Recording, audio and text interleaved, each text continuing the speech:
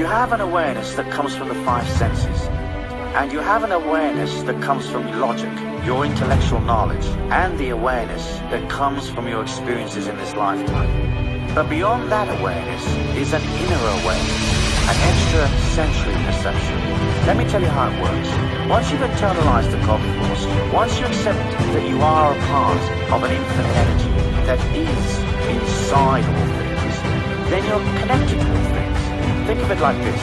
External reality seems outside of you, but that is an illusion created by a limited point of view. A trans-dimensional being watching the earth plane, watching people's thought forms, and feeling the earth would see the earth as one molecule of matter, thought, and feeling. It would see all of our evolution inside the one molecule. From beyond the earth plane, there would be no internal and external. There'd only be the one energy, all of it internal. So you're connected to all things, seen and unseen, here and not here. Strange, yeah? Everything expresses, to a lesser or greater extent, the God force. The machine playing this lesson has some part of God force in it, because there's God force in the molecules. That is not as much God force as in something that's alive, like a worm. And a worm has less God force than a bird, because the bird is more complicated, and you are more God force than an atom. And some humans have a greater amount of God force than you and I have. There are levels, but you are connected. You are the worm, you are the bird, you are the machine, you are the car, you are the air that we breathe. Once you understand that, and once you understand that everything is alive and emits a feeling, then you can understand that you are a feeling as well. You are a thumbprint of energy. That's the collective emotion you've developed in this lifetime. You're not so much what you think, you are what you feel. Those philosophies that say, think and grow rich, are not necessarily wrong, but they don't quite go all the way. You have to feel and grow rich. You're a feeling, and everything else is a feeling. So bit by bit, you can begin to place your awareness into things to discover how they feel. How does a seagull feel as it flies? How does this tree feel? How does this situation at work feel? How does this business proposal that the guy in the bar's just offered you feel? Is it crooked? Is it safe? Is it legal? Is it comfortable? How do things feel? In understanding that, you expand. Going on from understanding that you're a feeling and understanding that you are the God force within, you have to accept that you can direct that God force. What that means is, whatever you concentrate upon is what will eventually manifest in your life. So if you believe in disease, you will imbalance your emotion and hasten the disease within you. If you constantly say, this job is a pain in the ass, the infinite energy within you takes it literally and you get hemorrhoids. If you say, I believe in lack, then opportunities miss you. Money falls from your wallet. Somebody steals your car. Ernest Holmes said, where your mind goes, energy flows. And old Ernest was right. We know that. Whatever you concentrate upon empowers you. So if you've been concentrating on negative or adverse things, if you've been concentrating on being overwhelmed, if you've been concentrating on difficulties and dysfunctions, you can be sure that they will be in your hall of fame, so to speak. Here's a statue to dysfunction. Here's another statue to frustration. Here's a statue that honors struggle. Let's bow down to the god of struggle and give that 15 minutes of your reality. As you decide to change, you're going to discipline your mind. How you're going to discipline your mind is, you're going to police your dialogue and cut out depreciating statements that destroy your energy and make you sick. If someone asks you how you feel, don't answer, horrible, grim, life's a nightmare. Answer, fantastic. It doesn't matter if your life isn't fantastic. That's only the ego's point of view anyway. The spiritual reality that is your life is fantastic, and it's a very great privilege to be here. Next, you're going to gradually, over time, stop accepting things that destroy life force and affirm negativity. You're going to stop accepting things that destroy your balance and affirm weakness. So at first, your mind will be very strong. You will say, I believe, and the mind says, no, we don't. You will say, I feel good, and the mind says, no, I don't. You say, I think it's going to work, and the mind says, no, it won't. That's the beauty of this path, of this journey. And you can push against the mind, not wrestling with it so much, just quietly disempowering its negative influence. So when it comes up with a negative thought, you can replace that negative thought saying quietly to yourself, I don't accept that negative energy. I don't accept that fear. I am love. I am positivity. Everything flows through me.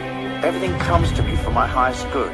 And so you start to replace inside the mind the energy that has possibly created so much destruction in your life.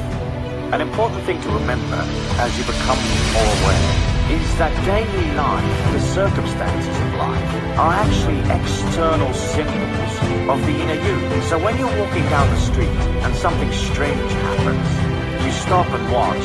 Let's say a black cat hops across your foot as a sunset crosses the road against the pub wall.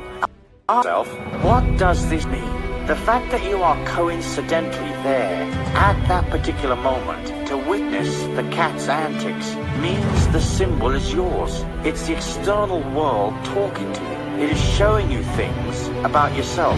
So by internalizing the cosmos and by understanding that you have to quiet the mind, you begin to see how the universe is trying to take you by the hand and lead you on. The external-internal dialogue comes from serenity. It comes from silence. From the ancient legend of Camelot, we know that Arthur took the sword, Excalibur, from the Lady of the Lake. That Excalibur is power. It is silent power. It's not the ego's power. It's a silent power, and it came from the placid lake, meaning that the power comes from the serenity of your emotions. You don't have to be perfect to be serene. Tell yourself that 7 to 10 times daily. I am serene and balanced, whether life is perfect or not. You see, we're trying to get you to stop struggling against yourself. As you accept this gift of serenity, then bit by bit your emotions calm down. As your emotions calm down, the power comes up. It's not an egotistical power that you can wield to maneuver people. It's a silent power. It's a power that you will internalize. It's a power that you will use to heal your body. It is a power that you will use that will show you an evolution, a transcendence that is not normally available to people. But you have to learn to guard the power and guard against the ego trashing. It's a paradox of the ego that on one hand, it's babbling away, trying to build itself up, trying to generate gratifying experience, trying to retain its importance. And then in the same breath, it generates negativity to trash itself. Only the ego would believe that in moaning and groaning, things might get better. Essentially, it's calling for its mother to help it. I'll cry. I'll demonstrate the injustice of it all. Save me. Help me. If I bitch a lot, will you give me something for nothing? Will you commiserate?